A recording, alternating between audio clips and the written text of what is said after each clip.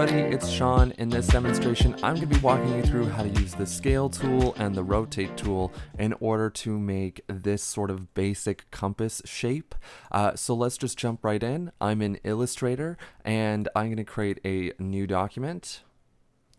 I'm just going to create a document that is 5 by 5 inches. Whoops, sorry, 5 by 5. And that's basically all that I need to do.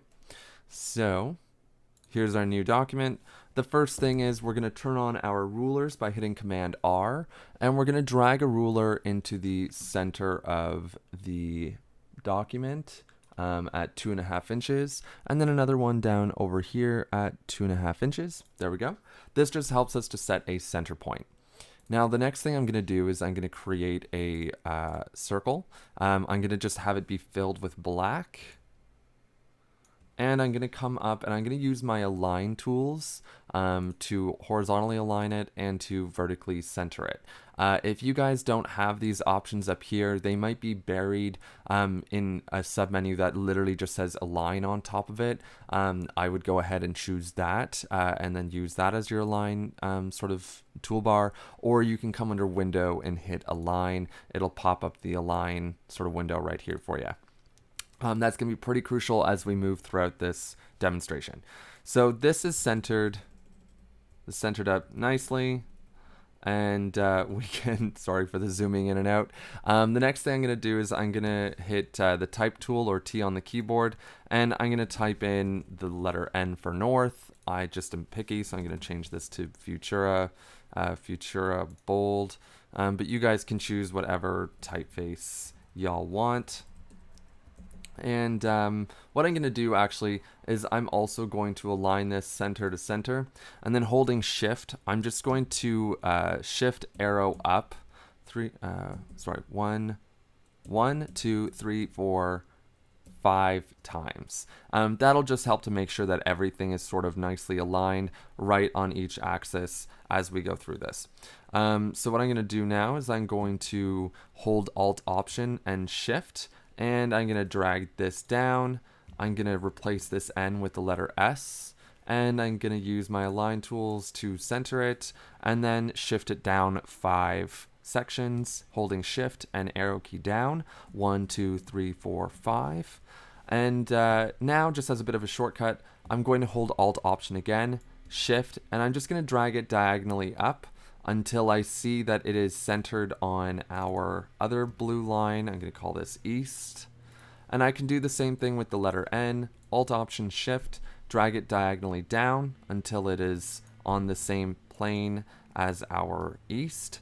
And I'm just going to replace this with the letter W. So just to double check that these guys are correct, I'm just going to center them horizontally. Vertically. And now they are in the center of our document, and shift them over just so that the little squares are there. And now everything is nice and even. Cool. So in our demonstration sort of example, you can see that we have our little crosshairs here. So to get that, pretty simple. We can just draw a line segment like so, and just make it, I don't know, I think 1 point should be wide enough. I just use the line tool over here. It's easier than the rectangle tool for me personally. And again, I'm just going to make sure this is centered both horizontally and vertically. And this is where we can start getting into the rotate tool. So if we press R on our keyboard or come over here to the rotate tool, we can already start doing some very basic stuff with it. We can hit enter, and you'll see that it wants to rotate it by some sort of anomalous degree, whatever you guys probably had in there previously. I want to rotate this 90 degrees, and I want to hit copy because I'd like to make a copy of this stroke instead of just rotating the original one. And you'll see now I have a perfect copy. If I hit Command semicolon, it'll turn off my guides, so I can actually see my shape a little bit better. And what's funny is this letter N looks a little bit higher up than all the rest, so I'm just going to shift it down just a smidge. Or maybe it's the letter W that looked a little bit too close, so I'm just going to shift the letter W back out. Yeah, Okay, cool. Press Command semicolon again to get your guides up, and we have a whole sort of shape that's already nicely laid out. I'm just going to select everything, hit Command G to group it, and I'm just going to be super anal one more time. And I'm just going to try and make sure that our crosshair is centered. Cool. So that's sort of the beginning of it. Now, the next thing we can do, go to our ellipse tool, shift this from being fill to stroke, and go to the center of our document, hold Alt, Option, Shift, and drag out until you get a nice exterior circle. That looks nice. I'm just going to increase the width of that. And now we have sort of our basic compass. But to get these triangles on top, that's sort of the tricky part, because you want these to be evenly spaced, you want them to be rotated perfectly around the circle, and doing the math to figure that out on your own going to be really frustrating. But we can go down to our polygon tool by clicking and holding on top of the shape panel. We'll get polygon. If you click once, you'll get this little dialog box that pops up. I don't know how many sides you guys previously used for a shape, but you'll just want to make sure you use 3. I'm just going to hit OK. It'll draw out a basic triangle rather. You can just delete that. And now the next thing you want to do with your guides turned on by holding Command semicolon, you can turn your guides back on. And we just want to hold Alt, Option, Shift, and drag out a little rectangle, however big you want it to be. I wouldn't go hella big, but something like that seems pretty nice. And you want it to be filled with black instead of stroked with black. So by pressing R and bringing up the rotate tool, right now you see this teal anchor point. It's in the center of our triangle, and if we were to rotate this, it would rotate the triangle around that anchor point. That's not necessarily what we want in this case, because we want our triangles to go along the outside of our circle. So what we want to do is we want to click on the center of this crosshair just once. It places the anchor point in there. We can hit enter, and we can choose how many degrees we want this to sort of, oh, I lied, sorry. You have to alt click in the center. There we go. And then this option will show up. And now you can choose just how many degrees you want this to rotate along the center. So we can hit 90 degrees, hit copy, and you'll see it will put one in 1/2, one at the top. And if we hit Command D to duplicate our shape, it will put another one at the bottom and another one at the side. So that's okay. But in our example, we had them going all across, all sort of around, not across, all around our compass shape. So to do that, you could theoretically, I just Command Z undid those few shapes. I'm going to click Alt Option in the center of my document. And I'm just going to take a wild guess here. Let's just say I want one every, like, I don't know, 20 degrees or something. We can hit copy. It will put another one 20 degrees apart, and we can hit Command. Cool. But the thing is, they're not going to be evenly spaced.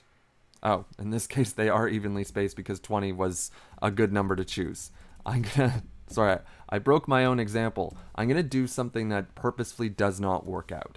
So I have my anchor point selected. I'm going to choose something odd like, let's go with 17 degrees instead. I'm going to hit copy. And now I'm just going to Command D, duplicate a whole bunch of these. And you'll notice, there we go. They don't overlap perfectly, right? So if you get stuck in an instance like that, and you know, for example, you might want a specific number of these, or you just want it to line up perfectly, what we can do is Command Z until you get to only one of these triangles, Alt click in the center of our shape. And the really cool thing about a lot of Adobe menus that they don't tell you is you can treat them like math equations. So we could do 360 for 360 degrees divided by 22. and Illustrator will do the math. It will figure out how many degrees apart each of these shapes has to be in order for you to get 22 shapes around the circumference of your circle. We can hit copy and Command D. It will evenly space them out, and they are evenly distributed across the outside. So there we have a perfectly spaced out, perfectly rotated set of triangular shapes along the outside of the circumference of our compass. And this is a pretty useful technique if you're making cute little icons, or if you just have to have repetitive shapes everywhere for whatever design you're working on, but they need to be mathematically and geometrically perfect. So the next thing I want to do is, I'm just going to be picky here. I'm just going to sort of readjust this. I'm going to make this a little bit thicker. I'm going to make these, I'm going to ungroup this. And then I'm just going to make these guys a little bit thicker as well, because they look unbalanced compared to all the bold of everything. Cool. There we go. Don't know why I just copied that. Cool. So now the next thing that I'd like to do is select everything, group them. I'm going to go to Object, Object, Path, Outline, Stroke, just so that our shapes all sort of stay the same. And I'm gonna drag this guy up into the corner here. And now I would like to use the scale tool. So the scale tool is right beside the rotate tool. We can just click on that. And similar to what we just did, if we, hold out, if we bring our guides back on, click Alt Option and the center of our document, we can uniformly scale this down.